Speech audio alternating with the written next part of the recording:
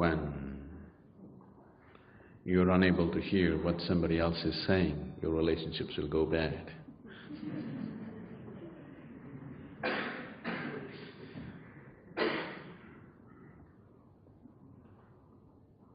In many ways, the fundamentals of your relationship is you're willing to listen to the other person, isn't it?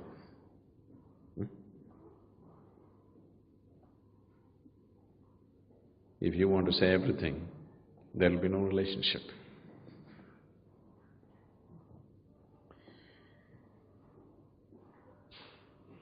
Relationships. For most of you, the way you are right now,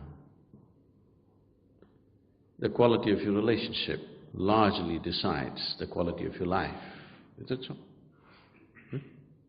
The quality of relationships that you hold in your life largely decides the very quality of life that you live. So when it is playing such an important role in your life, I think it needs to be looked at. So what is the basis of a relationship?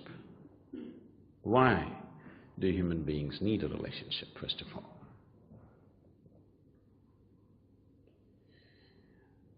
Relationships are formed on different levels, various types of relationships, to fulfill different types of needs. The needs may be physical, psychological, emotional, social, financial, political, it could be any kind.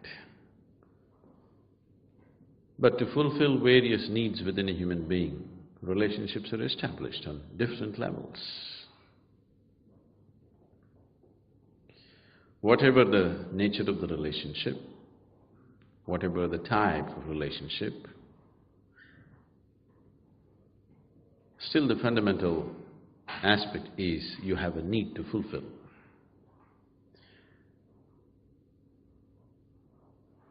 No, I have nothing to get, I want to give. Giving is also as much a need as receiving, isn't it? Yes? I have to give something to somebody. This is also as much a need as I have to receive something. So there is a need, whatever kind of need.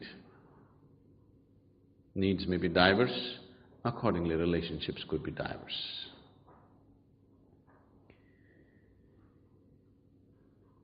Now, the moment we form a relationship, wanting to fulfill a certain need, and if that need is not fulfilled, then relationships will go bad.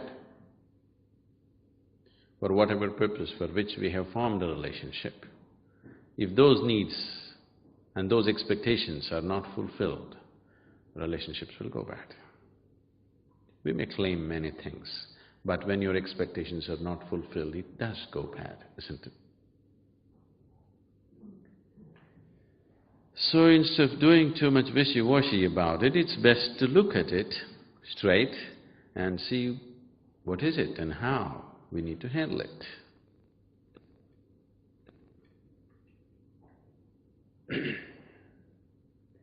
The needs within a human being have risen because of a certain sense of incompleteness. People are forming relationships to experience a certain sense of completeness within themselves. When you have a good relationship with someone dear to you, you feel complete. When you don't have that, you feel incomplete.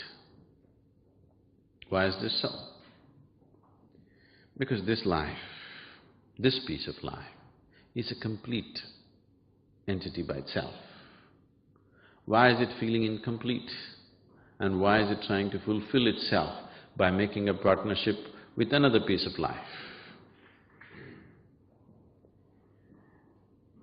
Fundamental reason is that we have not explored this life in its full depth and dimension.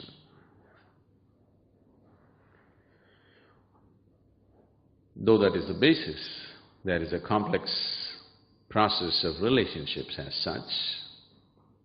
There are expectations. And Expectations and expectations and expectations. The expectations that most people are creating are such that there is no human being on the planet who could ever fulfill those expectations. If you, especially this man-woman relationship, the expectations are so much that even if you marry a god or a goddess, they will fail you.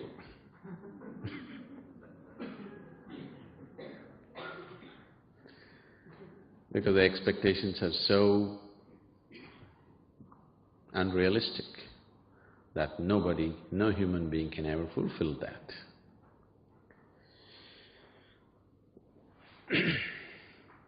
And unable to understand the expectations or the source of expectations. Nobody can fulfill the expectations. But if you understand what is the source of this expectation, you could form a very beautiful partnership. Are you okay? You're getting very serious with relationships. On a certain day, Jack and Jill, now let me use… I'm trying to just culturally change the joke. Jack and Jill were going up the hill.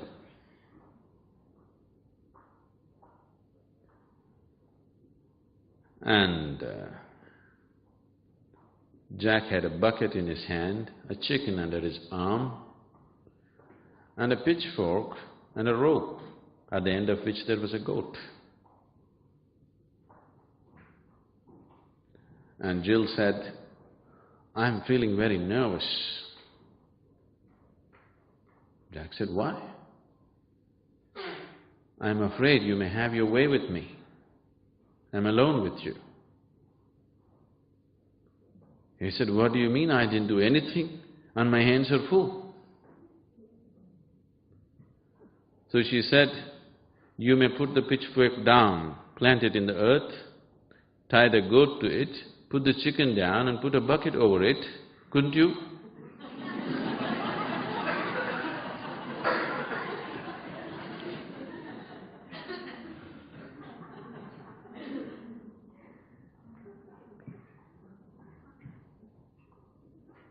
And in the process of holding a relationship, the first moment of meeting, the expectations may be common, but as every step that we take in life, the expectations may become different.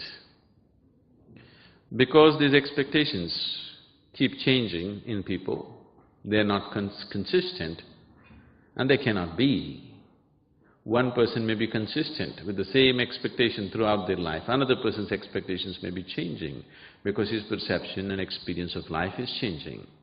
Now, relationships become great conflict. More conflict is happening within the four walls of the homes than is happening anywhere on the planet. Only thing is, bombs are not exploding, so you don't hear it. They may be giving each other silent treatment. It is happening because people's expectations are changing, and they're not changing at the same pace. They're changing at different pace. One person is changing fast, another person is not so fast about how to change their expectations.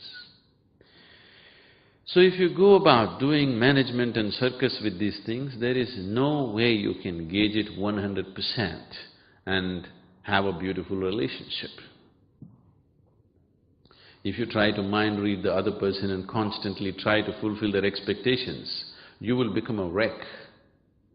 You tried those things, isn't it? You're trying to,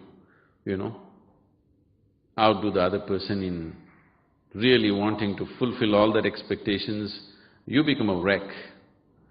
So, if you go like this, it's an endless circus. To some extent you have to do it, but that is not the basis of a beautiful relationship.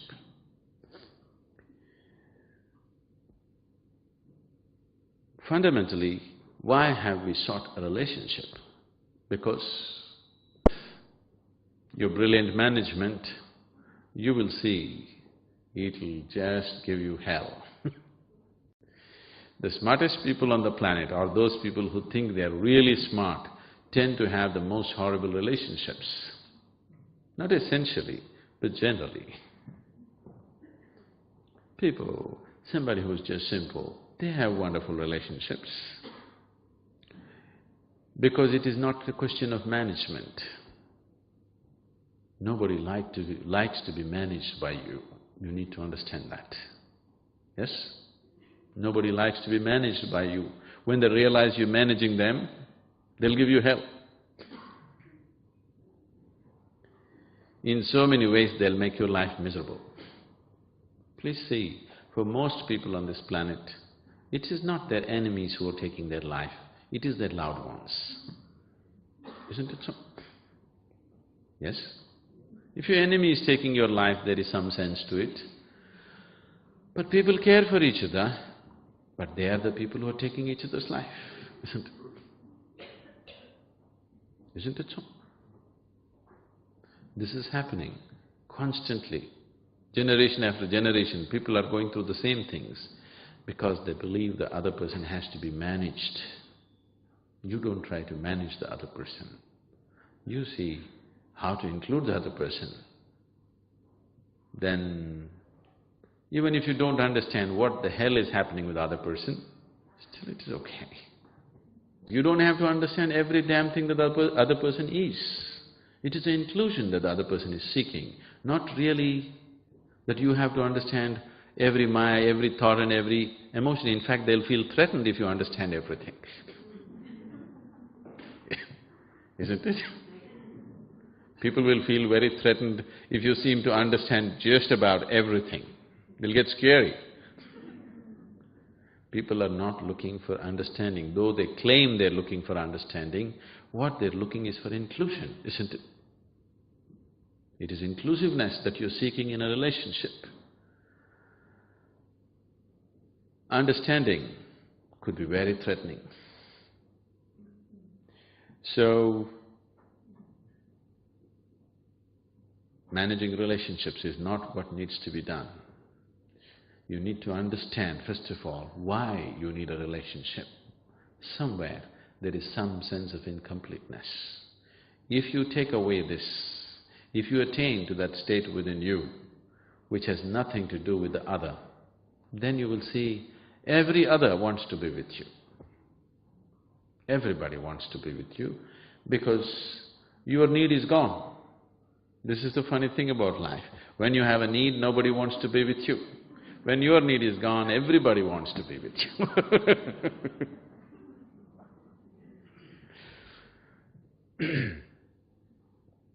It's only when the flower blossoms, the bees will come.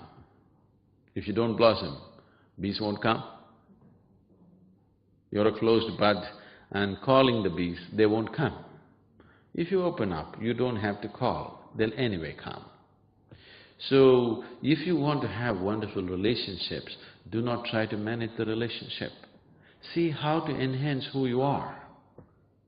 Who you are on all levels, physically, mentally, emotionally, energy-wise. See how to up this. If you enhance yourself into a very beautiful state, everybody wants to hold a relationship with you. Instead of enhancing this one, you're trying to manage this. No, it doesn't work. So, if human beings have to really have wonderful relationships, first and foremost thing that they need to do is how to take this to its ultimate possible level right now.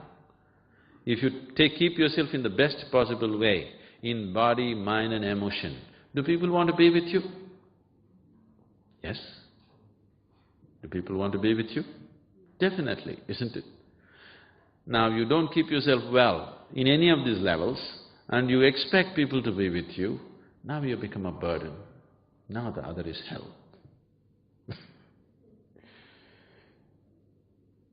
So a human being should always and always and always focus on how to enhance his way of being.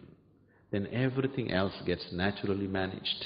Whether it's your profession or your relationship or whatever else in your life will happen to its best only when who you are is enhanced. If you do not enhance this and try to manage all those things, that is going to be very stressful. It's going to be a very, very stressful life. Relationships probably are causing the maximum amount of stress on this planet. Am I right? It is. And as people get more educated and they think they're more modern, they're having more problems having any kind of relationship with anybody, isn't it? Isn't it so? Education should have widened our horizons of life, but it looks like it has compressed everything in such a way that you can't get along with anybody. Isn't this happening? Isn't this happening worldwide? There was a time, even now in India, in some parts, a family means it is 200, 300 people in one home, one large home, 200, 300 people living together, because family means the main, grandfather, grandmother, uncles, aunts, granduncles, grandaunts, cousins, everybody is one family. As we got little more educated, we thought, these uncles and aunts, damn them. We dropped them. We thought family means husband, wife, children, parents. Then, after a while we thought, my parents are okay, but her parents are… let's drown them somewhere. Then we thought, let's drop both the parents. We thought family means husband, wife, children. Now children are thinking, it is not so. Now it is becoming such that even two people, the couple are not able to live together. Only if they meet once in a while, they're okay. Weekend marriage is all right. Through the week, impossible. It's becoming like that because we are becoming more and more exclusive, not inclusive. The whole modern societies are encouraging exclusiveness. Exclusiveness will lead to depression, isn't it? Yes? People are depressed like never before on this planet, do you know this? Never before humanity had known these kind of comforts and conveniences. Never before has humanity enjoyed this kind of food security on the planet, never before. Never before has humanity enjoyed this kind of health security on the planet. But never before humanity has been this depressed because they can't get along with anybody. They become too exclusive. Inclusiveness is a relationship. Exclusiveness naturally leads to depression. Yoga means ultimate inclusiveness. The word yoga literally means union. When I say yoga, don't think that I'm talking about a particular way of knotting your limbs or holding your breath or standing on your head. No. Anything that leads to the union is called yoga, whichever way. So there are… how many ways are there to reach to your ultimate union with life or with everything? You can only work with what you have, isn't it? Is that so? Can you work with something that you do not have? No, that's clear, isn't it? So what is it that you call as myself right now? Your body, your mind, your emotion, your energies may not be in your experience, but you can easily infer and see, if this one has to function like this, there is some kind of energy making this happen, right? That much everybody can understand. Right now we may not understand how this microphone works, but because it is amplifying the sound, we can understand there's some kind of energy source behind this, either a battery cell or a powerhouse, but some kind of energy source is behind this. So these are the four realities for you: body, mind, emotion and energy. If you employ your body and try to reach your ultimate nature, we call this karma yoga, yoga of action. If you employ your intelligence and try to reach your ultimate nature, we call this gnana yoga, yoga of intelligence. If you employ your emotion and try to reach your ultimate nature, We call this bhakti yoga, yoga of devotion or emotion. If you transform your inner energies and try to reach your ultimate nature, we call this kriya yoga, yoga of transforming energies. These are the only 4 ways you can do it, because these are the only 4 things that you really have. Rest is imagination. They may be there, but not in your experience. What is not in your experience is not a reality for you, isn't it? Right now, modern science is talking about 11 parallel dimensions right here. That's not in your experience, isn't it? Not yet a reality for you. You can only make a theory out of it. You can only believe it, but not yet a reality for you. You cannot work with it. Only when it comes into your experience, you can work with it. So these are the only 4 realities. This is a very beautiful story in the yogic lore. Are you okay for a story? Can I tell you a story? I seek your permission because the moment I say once upon a time, many people think it's bedtime. That's the only time they heard that word, once upon a time. Before 3 sentences are over. So once upon a time, on a certain day, 4 men were walking in the forest. Among these 4 men, one is a bhakti yogi, another is a jnana yogi, karma yogi and kriya yogi. That means yoga of intelligence, yoga of devotion, yoga of action and yoga of transforming energies. These 4 people can never be together. But today they were walking together in the forest.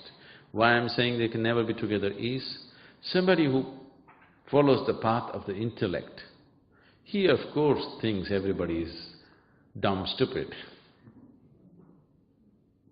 Especially the devotees who are doing Ram Ram or whatever else, they look utterly stupid for the man of intellect. Isn't it so? Yes? People are bowing down and praying and calling for God. These people look utterly stupid for a man of intellect. So he thinks they're just idiots. But somebody who's on the path of devotion has pity for everybody, because when God is here, instead of holding His hand and walking in absolute freedom, all this nonsense with your mind and your body and all the yoga and everything is just stupid. He has pity for everybody, because just instead of riding on the lap of God, why all this nonsense? Karma yogi, the man of action, he firmly believes all the others are just lazy people who are trying to find an explanation or an excuse for their laziness. Because if you want something to happen, you got to do it. Yes? Because you're lazy, you're unwilling to do, you're finding all kinds of philosophies. He has disdain. A kriya yogi has absolute disdain for everybody, because after all the whole existence is energy. If you do not transform your energy, what is going to happen? Nothing. Everything is just empty talk. So these 4 people cannot be together. But today they were walking together in the forest and a rainstorm broke loose. And to escape the rain, they started running. Then the bhakti yogi, the man of devotion, said, in this direction there is an ancient temple, we could go and take shelter there, because he knows the geography of temples. So they ran in that direction. After some time they came to this ancient temple. The walls had collapsed long ago, just the roof and 4 columns were standing. They went in. And the rain and the storm picked up momentum and started lashing from every direction. To escape this, they went closer and closer to the center. In the center, there was an image of God. And there was no other place to sit, because rain was lashing from every direction. To escape this, all the 4 of them just hugged and huddled around this image of God. Suddenly God appeared. The first question in everybody's mind is, why now? So much yoga we did, so much worship we did, you did not come. Now when we're just trying to escape the rain, why now? Then God said, at last you four idiots got together. I was waiting for this. So if you want to get somewhere, all these four aspects, body, mind, emotion and energy, has to function together. Only then you get somewhere. With one aspect you don't get anywhere. Every one of you is a combination of these four things, but a different kind of combination. A unique combination. This is also body, mind, emotion and energy. That is also body, mind, emotion and energy. But it's very different because these four things have come together in different ways in every person. So accordingly, the right kind of yoga has to be mixed in the right proportion. Otherwise, it doesn't work.